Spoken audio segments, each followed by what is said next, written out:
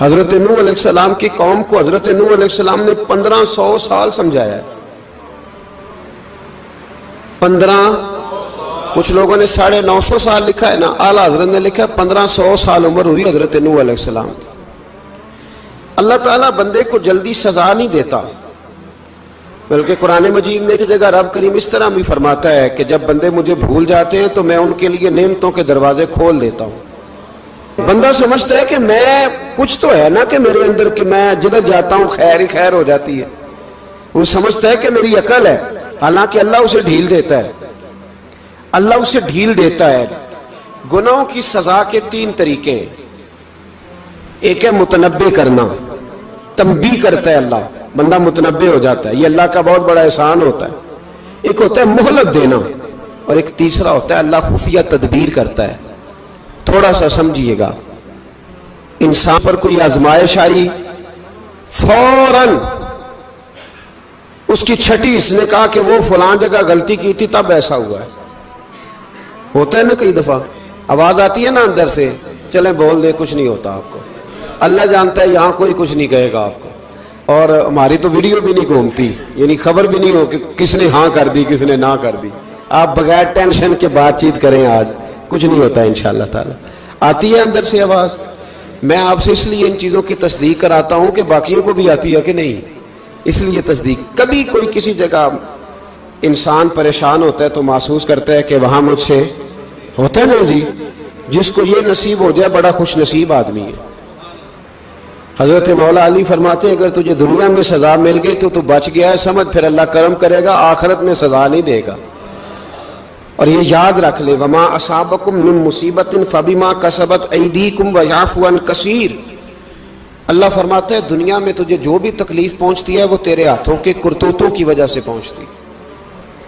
ویعفو عن کثیر، فرمایا کثیر گناہ تو میں ویسے ہی معاف کر دیتا ہوں. یہ جو تیری زندگی میں دکھ ہے نا، یہ بھی میری قلیل سزائیں ہیں. یہ کثیر پر سزا، یہ قلیل ہے، قلیل یہ جو تمہاری زندگی میں تکلیفیں. انسان کو سزا ملتی. حضرت فضیل بن عیاض رحمۃ اللہ تعالی علیہ گھوڑے پہ بیٹھے تھے، گھوڑا شرارت کرنے لگ گیا، اچھلنے لگ گیا، کودنے لگ گیا. تو حضرت فضیل بن عیاض نیچے اترے، ایک کونے میں جا کے نماز کی نیت باندھ لی، 2 رکعت نماز پڑھی، پھر دیر تک استغفار پڑھتے رہے، روتے رہے، دعا کرتے رہے. واپس آئے، خادم عرض کرنے لگے حضور سمجھ نہیں آئی، گھوڑے نے تھوڑی سی شرارت کی، وہ بدکا ہے، آپ نے اس کو چھوڑا ہے اور چھوڑ کر کے آپ نماز میں لگ گئے. تو حضرت فضیل بن عیاض فرمانے لگے جب بندہ اللہ کی نافرمانی کرتا ہے نا تو جو چیزیں اس کی فرما بردار ہوتی ہیں وہ اس کی نافرمانی کرنے لگ جاتی. تو مجھے محسوس ہوا تھا کہ میں نے کہیں اللہ کی نافرمانی کی ہے، اس لیے ایسا ہوا ہے کہ میرے گھوڑے نے میری، تو میں توبہ کرنے لگا ہوں. اور اب دیکھتا ہوں بیٹھ کے بھلا کیا ہوتا ہے. میں نے سچی توبہ، حالانکہ مجھے یاد نہیں کہ میں کہاں بولا، پر کھری اور سچی توبہ کی. دوبارہ گھوڑے پہ بیٹھے تو گھوڑا بالکل صحیح ہو کے ساتھ چلنے لگ گیا. میرے بھائی جب یہ تنبیہ ہے اللہ کی طرف سے، یہ متنبع کیا جاتا ہے کہ تو بعد آ جا. بہت ساری جگہوں پہ انسان کو وقتی طور پر اگر سزا مل جائے، نبی پاک علیہ السلام کی خدمت میں ایک صحابی آئے، بات مضبوط کر دوں، واقعہ سنایا ہے نا تو کچھ لوگ سمجھتے ہیں کہ یہ واقعہ ہے، تو میں ایک حدیث پاک امام بہقی کی لکھی ہوئی عرض کرتا ہوں. نبی پاک علیہ السلام کے ایک صحابی آئے اور ان کا سر پھٹا ہوا تھا، خون بہ رہا تھا. سرکار نے فرمایا کیا ہوا؟ عرض کی حضور ایک عورت جا رہی تھی، میری نظر پڑی، ابھی نظر پڑی ہے کہ میرے آگے ستون آ گیا تو میرے سر پہ لگ گیا. نبی پاک صلی اللہ علیہ وسلم نے فرمایا تیرے لیے خوشخبری ہے، اگر دنیا میں تیری غلطی کی تجھے سزا ملی ہے تو پھر رب تجھے قیامت میں سزا نہیں دے گا. پھر اللہ قیامت میں سزا، بعض گناہ ایسے ہیں جن کی یہاں بھی سزا ملے گی اور وہاں بھی ملے، لیکن میرے بھائی پہلی بات یہ ہے کہ اللہ تعالیٰ اس غلطی کی یہی سزا دے لے اور دعا فرمائے اللہ تبارک و تعالیٰ یہاں بھی معافی عطا فرمائے، وہاں بھی معافی عطا فرمائے، اللہ درگزر ہی فرمائے. لیکن میرے بھائی ایک تو یہ سزا، ایک سزا یہ ہوتی ہے کہ انسان جب گناہ کرنے لگتا ہے تو اللہ نعمتوں کے دروازے کھولتا ہے، مہلت دیتا ہے. 500 سال تک فرعون کو مہلت دی. کتنے؟ یہاں جو 5 سال حکومت کر لیتا ہے وہ کہتا ہے سب سے قابل میں ہی ہوں، مجھے مہلت ملی ہوئی ہے۔ 500 سال مہلت دی اللہ تعالیٰ نے، اور فرعون کی قوم پر پتہ عذاب کس طرح کے آئے تھے؟ ٹڈیاں مسلط کر دی اللہ نے۔ یہ گھومتی نہیں چھوٹی سی، ہم اپنی زبان میں اس کو کچھ لوگ مختلف ناموں سے یاد کرتے ہیں، کوئی مکڑی کہتا ہے، کوئی کچھ کہتا ہے، مسلط کر دی، جاتی نہیں۔ ان پر بنی اسرائیل کے ان مقابل جو فرعون کی قوم تھی ان پر الزام اس طرح کا عذاب آیا کہ مینڈک مسلط کر دی اللہ تعالیٰ۔ برتن کھولتے تھے اندر مینڈک نکلتا تھا، دنیا کی ہر دوائی استعمال کرتے تھے لیکن مینڈک نکل آتا تھا۔ تھوڑا سا سمجھا کریں چیزوں کو، ہمارے رنگ نہیں زیادہ گورے کہ ہم پر عذاب نہیں آتا۔ کوئی بہت زیادہ اللہ تعالیٰ معاف فرمائے دولت نہیں جمع کرا بیٹھے شاہی خزانے میں کہ ہم سے پوچھا نہیں جائے گا۔ یہ مہلت ہے، مہلت کو مہلت سمجھو۔ پھر جب پکڑ آتی ہے نا اللہ کریم کی، میں نے دیکھا ہے کروڑوں روپیہ، 6 اولادیں، ایک شخص کے بچے باہر سے آ رہے تھے، وہ بندہ بیمار تھا، مجھے کہنے لگا حضرت جی دعا کریں میں ان کے آنے سے پہلے مر جاؤں ورنہ آ کے مجھے مار دیں گے، دعا کریں۔ اتنی بے سکونی، کروڑوں روپیہ پڑا ہے تو یہ عذاب نہیں؟ کوئی ضروری ہے کہ پتھر ہی برسیں گے تو سمجھ آئے گی؟ یہ جو سگا بیٹا بوڑھے باپ کے قریب سے گزر جاتا ہے سلام نہیں لیتا تو اس کو عذاب نہیں سمجھتے؟ یہ جو امت کی بیٹیاں، امت کی بچیاں، ہماری بچیاں ایک سال کے اندر 75,000 ہزار بچی ایک ڈویژن سے بھاگ کے شادی کر رہی ہے اور ایک صوبے سے، تو اس کو آپ اللہ کا عذاب نہیں سمجھتے؟ یہ معمولی بات ہے؟ نہیں ہمارے رنگ ہو رہے ہیں، ہم بڑے سمارٹ ہیں۔ 1500 سال مہلت دی نوح علیہ السلام کی قوم کو۔ کتنے سال؟ بول کے بتائیے، بول کے دوبارہ بولیے۔ 1500 سال۔ کوئی آدمی اپنی سمارٹنس پہ خوش نہ ہو جائے کہ 20 سال ہو گئے میں تو نافرمانی بھی کر رہا ہوں، روٹی بھی پک رہی ہے، میں تو حرام بھی کھا رہا ہوں، پھر بھی سب ٹھیک ہے۔ 1500 سال مہلت دی۔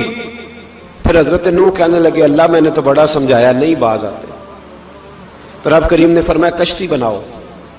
اللہ کے پیغمبر کشتی بنانے لگے تو قوم مذاق اڑانے لگ گئی۔ اب کیا کرنے لگے ہو؟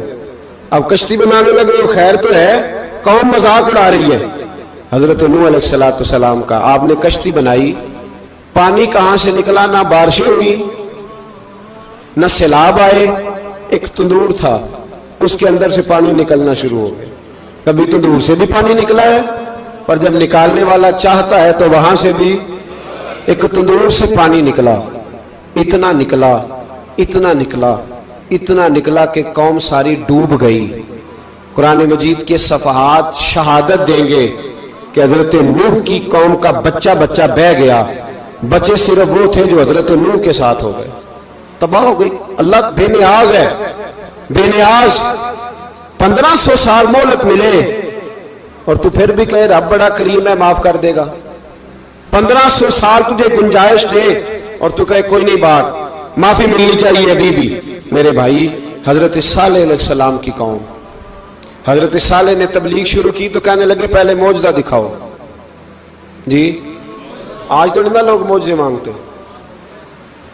ہیں، آج بھی لوگ کرامتے اور معجزے، اللہ معاف کرے، جو چیزیں معجزہ تو ہو نہیں نہ سکتا لیکن آج بھی لوگ، آپ یقین کریں، کہتے ہیں یہ بڑی نمازیں پڑھتا ہے تو پھر بخشا کیوں نہیں گیا، پھر کیوں نہیں منو سلوا کیوں نہیں اترا اس پر، پھر میں بھی اسی طرح ہی ہوں، کیا اس کے اندر خوبی آ گئی؟ مولوی بھی ویسے ہی ہے، صوفی بھی ویسے ہی ہے، لوگ مانگ نہیں رہے، لوگ دلیلیں مانگ نہیں رہے، ابھی بھی لوگ بحث نہیں کرتے، کیا فرق آ گیا جی؟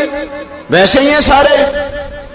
اللہ تعالیٰ سے ڈرنا چاہیے، ہمیں سامنے والے کی طرف دیکھ کر صحیح ہونے کا حکم نہیں ہے، ہمیں اپنی اصلاح کا حکم ہے، اپنی طرف دیکھ کے اپنے آپ کو ٹھیک کرنے کا۔ الزام لگا کے گزر جانا اس کا کوئی مطلب؟ سنو اور یاد رکھو، حضرت صالح علیہ السلام سے کہنے لگے پہلے معجزہ دکھائیں، تو حضرت صالح علیہ السلام نے فرمایا اونٹ کہاں سے پیدا ہوتے ہیں؟ کہا اونٹنی کے بطن سے۔ فرمایا آؤ میں تمہیں پہاڑ کے اندر سے اونٹنی پیدا کر کے دکھاتا ہوں۔ کہاں سے؟ پہاڑ کے اندر سے۔ حضرت نوح ساتھ لے کے گئے تو پہاڑ کے اندر سے اونٹنی نکلی اور اونٹنی بھی گابن تھی، اس کے پیٹ میں بچہ، اور اونٹنی اتنا دودھ دیتی تھی کہ ساری بستی دودھ پی جاتی تھی، پھر بھی دودھ بچ جایا کرتا تھا۔ لیکن حضرت نوح علیہ السلام نے فرمایا اب تم نے دیکھ تو لیا یہ اسے، یہ جتنا دودھ دے گی روٹی بھی اتنی کھائے گی، ایک دن تم سارے پانی پیو گے، ایک دن یہ سارا پانی پیا کرے گی، ایک دن تم سارے باقی جانوروں کو گھاس کھلاؤ گے، ایک دن یہ اونٹنی، اور اونٹنی کا نام کیا؟ ناقۃ اللہ، اللہ کی اونٹنی۔ کس کی اونٹنی؟ نام کیا ہے؟ اللہ کی، یہ اللہ کی اونٹنی ہے۔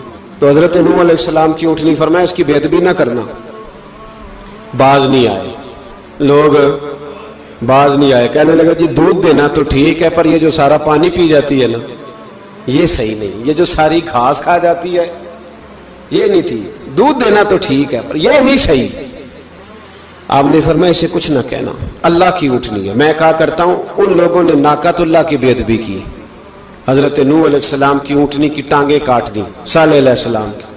اور دیکھو اللہ بڑا بے نیاز ہے، اگر پیدا کرنا جانتا ہے تو حفاظت کرنی نہیں جانتا، لیکن رب کریم نے فرمایا نہ کرنا۔ انہوں نے ان کے پیر کاٹ دیے، کانوں پہ چھریاں لگائیں۔ اونٹنی جب مر گئی، اونٹنی اللہ تبارک و تعالیٰ کی وہ اونٹنی جب مر گئی تو حضرت صالح علیہ السلام کی قوم پر رب کریم نے زلزلہ بھیجا، اذا زلزلت الارض زلزالہا، جب زلزلے آئیں گے اور جب ان کا زلزلہ آنا زلزلہ آتا ہے نا،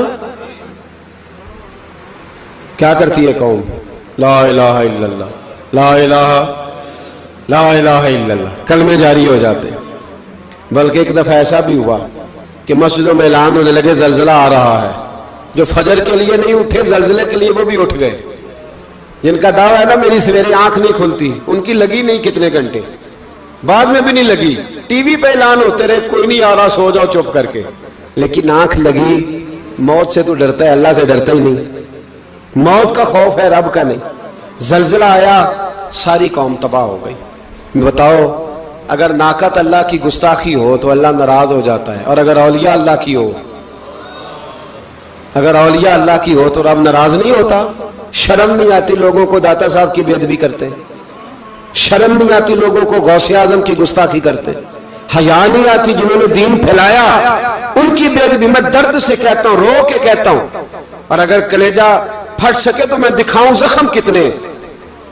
ایک حج کے موقع پر ایک بابا جی، اس سال 4,80,000 روپے کا پرائیویٹ حج تھا، اور بابا جی کی کیفیت کمزور تھی، بیچارے بیمار تھے، اس کے باوجود وہ گئے، بوڑھے آدمی، جا کے بیٹھیے بزرگ، اور کتنی مشکل ہے وہاں منا، مزدلفہ، عرفات، طواف زیارت، کتنا مشکل کام ہے طواف زیارت کرنا، طواف وداع کرنا، کس کٹھن سے حج کیا، بڑھاپے میں پیسے بھی لگائے، اور جب وہ روضہ رسول پہ گئے صلی اللہ، اور انہوں نے جا کے نبی پاک صلی اللہ علیہ وسلم کے روضے کی طرف منہ کر کے درود شریف پڑھا تو ایک ملا نے اٹھ کے کہہ دیا تو مشرک ہے۔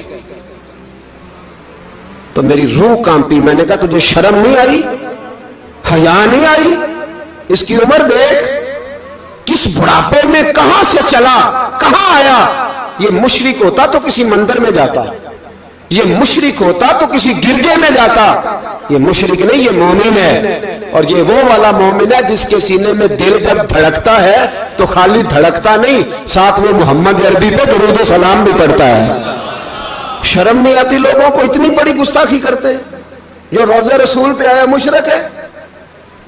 میں نے جو مولوی کو صاف صاف کہا تھا، میں نے کہا اگر میں مشرک ہوں تو نکالو، مشرک کا داخلہ تو یہاں ویسے ہی منع ہے۔ شرم نہیں آتی؟ اپنی زبان کا ایک پاس کرو کچھ۔ اتنا ظلم، اتنی بڑی فرقہ واریت امت میں، اتنا امت کو تقسیم کرتے ہو، تمہیں شرم نہیں آتی؟ جہاں سے اتحاد کا پیغام دینا چاہیے وہاں سے تم لوگوں کو فرقے کا پیغام دیتے ہو، ایک مقصود فرقے کی تبلیغ کرتے ہو۔ خدا را، تو میں کہہ رہا ہوں ناقۃ اللہ کی بے ادبی پہ عذاب آتا ہے، تو اولیاء اللہ کی بے ادبی پہ نہیں آتا؟ داتا صاحب ساری زندگی تبلیغ کرتے رہے، ایک آدمی نے اٹھ کے کہہ دیا جناب وہ تو شرک کا اڈا ہے، تو رب کریم ناراض نہیں ہوتا ان باتوں سے؟ ہمیں خیال کرنا چاہیے، اللہ سے ڈرنا چاہیے، ان چیزوں سے عذاب آتا ہے اور آ رہا ہے، اللہ تعالی ہمیں محفوظ فرمائے۔ اللہ ہمیں اس سے، قوم لوط پہ بھی عذاب آیا، ہم جنس پرستی، مرد مردوں سے بدکاری کرتے، حضرت نوح نے سمجھایا، کہ یہ کام درست فطرت کے خلاف ہے، یہ کام درست نہیں۔ جب انسان یہ کام کرتا ہے تو زمین اور آسمان کانپتے ہیں۔ اب میں کیسے کھول کے بتاؤں، میرے پاس اعداد و شمار ہیں کہ پاکستان کے اندر اس کام کی کیفیت کیا ہے اور کس طرح کر کے لوگ، میں تو رونا روتا رہتا ہوں داڑھی کا۔ لوگ کئی دفعہ کہتے ہیں حضرت صاحب پہلے بھی آئے تھے تو داڑھی کی بات، پھر بھی آئے تو داڑھی کی بات، تو میں رونا روتا ہوں۔ اس لیے روتا ہوں کہ جو کلین شیو نوجوان ہوتا ہے وہ امرد کے حکم میں ہے، اس پر وہی حکم لگتا ہے جو عورت پہ لگتا ہے۔ اس کے ساتھ مرد کا اٹھنا بیٹھنا اسی طرح ناجائز ہے جس طرح عورت کے ساتھ۔ حضرت جنید بغدادی رحمت اللہ تعالیٰ علیہ کے سامنے ایک شخص نے کہا وہ کتنا خوبصورت نوجوان جا رہا ہے، تو آپ فرمانے لگے تو حافظ قرآن نہیں؟ کہا ہاں۔ فرمانے لگے جا اپنے حفظ کی خیر بنا۔ وہ شخص کہتا ہے میں نے اس بغیر داڑھی والے کلین شیو نوجوان کو بری نظر سے دیکھا، مجھے قرآن پاک ہی بھول گیا، سارا قرآن پاک بھول۔ اور کتنے سال میں دعائیں کرتا رہا، بیت اللہ کے طواف کرتا رہا، میں یاد بھی کرتا تو نہیں ہوتا۔ کیسے اب تو ہمارا نعت کہاں بیوٹی پارلر سے ہو کے آتا ہے، ہم کسی اور کو کیا پیغام دیں؟ وہ پیغام، وہ نظام، وہ طریقہ کار جس کا حکم تھا شریعت میں، قوم لوط پر عذاب آیا۔ صحیح بیٹھتے ہوں گے بچے جو موٹر سائیکلوں پہ بیٹھتے ہیں، میں نے گجرانوالہ کی سڑکوں پہ بچوں کو، نوجوانوں کو جو تماشے کرتے سرے عام دیکھا ہے تو مجھے ڈر لگتا ہے، اور کوئی روکنے والا نہیں، شغل ہو رہا ہے، ہنس رہے ہیں، اور سامنے عورتیں بھی ہیں، سب ہو رہا ہے۔ کتنی تکلیف کی بات۔ حضرت نوح کی قوم یہ کام کرتی تھی، قرآن پاک نے بیان کیا ہے۔ حضرت نوح نے سمجھایا، فرمایا رب کریم نے تمہیں اپنی خواہش پوری کرنے کے لیے جائز طریقہ عطا فرمایا، عورتوں سے نکاح کرو، اور اس نکاح کی برکت سے جو اللہ تمہیں اولاد دے گا اس کو اللہ تبارک و تعالیٰ تمہارے لیے باعث بخشش بھی فرمائے گا۔ لیکن جب قوم نہ مانی تو جو قوم میں لوط کا عمل کرے اس کا علاج قرآن نے بیان فرمایا کہ آسمان سے پتھر برسیں گے، پھر پتھر برسے، اور جن کے بڑے بڑے اچھے دماغ تھے ان کے دماغ چکنا چور کر دیے گئے، تباہ کر دیے گئے، ان کے دماغ زمین پر بچھاڑ دیا گیا۔ اللہ مہلت دیتا ہے، لیکن اس کا مطلب یہ نہیں کہ انسان توبہ ہی نہ کرے۔ حضرت شعیب علیہ السلام کی قوم پر بھی عذاب آیا، اس لیے کہ بددیانتی کرتی تھی، ناپ تول میں کمی کرتی تھی۔ میں نے کہا تھا شب قدر کی رات کہ یہ کوئی تماشا ہے کہ شب رات آئی تو ساری رات روتے رہے، یا اللہ معاف کر دے، یا اللہ معاف کر دے، رو رو کے چیخے مار مار روئے۔ شب قدر آئی تو پھر چیخے ماری، ساری رات روئے۔ تو جس بندے کا پروگرام ہی نہیں سویرے بدلنے کا، دکان پہ بیٹھ کے پھر وہی ناپ تول میں کمی، پھر وہ اللہ تعالیٰ معاف کرے۔ میں ایک مضمون پڑھ رہا تھا تو وہ فوڈ کے اسپیشل لوگ میں لکھا تھا مہربانی کرو ملاوٹ ہی اچھی چیز کی کر لو، مرچ میں کیری تو نہ ملاؤ اینٹوں کی، وہ تو بیمار کرتی ہے، وہ تو خون کی آنتوں کو روک دیتی ہے۔ وہ کہنے لگا، اور وہ کہتا ہے میں تمہیں بتاتا ہوں کون کون سی چیز ملائی جا سکتی ہے، وہ ملا لو۔ خدا را اس قوم پہ رحم کرو، مہربانی۔ ایک دوست ہے ہمارے، میں وزیر آباد میں ان کے گھر بیٹھا تھا تو ایک میڈیکل، میرا کسی شخص پہ اعتراض کرنے کا میں مجموعی بات کرتا ہوں۔ میں ایسے ڈاکٹروں کو جانتا ہوں جو اللہ تعالیٰ فضل کرے سچ مچ کے نیک ہیں، اچھے لوگ۔ تو بچے کا میڈیکل سٹور ہے، تو والد بیمار ہو گیا، تو کہتا ہے ابا جی ڈاکٹر صاحب نے کہا آپ کو ڈرپ لگنی ہے، تو سگے باپ کو ڈرپ لگانے لگا، تو باپ کیا کہتا ہے پتر تیری مہربانی مینوں کوئی اصلی لائی، وہ نہ لائیں جڑی لوکاں نوں لانا ہے۔ اب وہ پیار سے سنا رہا ہے بات۔ میں نے اسے کہا کہ یہ تو ڈوب مرنے کا مقام ہے نا، ڈوب مرنے کا مقام، کہ جس ملک کے اندر دوائی بھی صحیح نہ بکے، اصلی نہ ملے دوائی بھی، اور پھر وہ قوم کہے کہ ہم نے تو پورے روزے رکھے، ہم نے تو بڑا صدقہ اور خیرات کیا، دوائی بھی اصل نہ ملے۔ جناب شعیب علیہ السلام کی قوم ناپ تول میں کمی کرتی تھی، تو اللہ تبارک و تعالیٰ نے ان پر بتا عذاب کس طرح کا بھیجا، شدید گرمی ہوئی۔ اللہ ہمیں محفوظ فرمائے، سارے آمین کہہ دیا۔ دیکھیں کتنا اچھا موسم کر دیا رب کریم، اللہ ہمیں محفوظ فرمائے، اللہ رحمت فرمائے۔ شدید گرمی کی لہر آئی، باہر اتنی گرمی ہوئی کہ لوگ اپنے گھروں میں گھس گئے، جس طرح سورج کی شعائیں گھروں کے اندر داخل ہو جاتی ہے اس طرح گرمی کی لہر اندر داخل ہوئی، اور جس طرح کسی کو آگ لگ جائے تو وہ آدمی اچھلتا کودتا ہے نا، इस तरह ये लोग उछलने लगे और उछल कूद के मर गए। जुर्म क्या था? नाप तोल में कमी करते। हजरत दाऊद की कौम भी तबाह हुई। जुर्म क्या था? हफ्ते वाले दिन मछलियां नहीं पकड़नी तो ये पकड़ते थे। हुक्म है ना मुसलमान को नमाज के टाइम कोई और काम नहीं करना, नमाज पढ़नी है। तो मेरा ख्याल है मुसलमान तो फटाफट आ जाते हैं, सारे ही पहुंच जाते हैं ना मस्जिदों में। हल्का हल्का बोल रहे हैं आप, क्यों नहीं पहुंचते? अगर हजरत सैयद, और पता है उन्हें सजा क्या मिली? अल्लाह ने फरमाया इस टाइम इबादत करने में काम नहीं करना, वक्त नहीं है काम का। उन्होंने मछलियां पकड़ी, 12,000 लोग थे। पता है मालिक ने सजा क्या दी? बंदर बना दिया अल्लाह करीम। कुरान मजीद का पहला सिपारा पढ़े, फजअलनाहा नकालन लिमा बैना यदैहा व मा खल्फहा। अल्लाह फरमाते हैं पिछलों के लिए भी इबरत बना दिया, बाद वालों के लिए भी इबरत, निशाने इबरत बना दी। बंदर बन गए। और जो उनके दोस्त जो बच गए थे उनके पैर चूमते थे, रोते थे।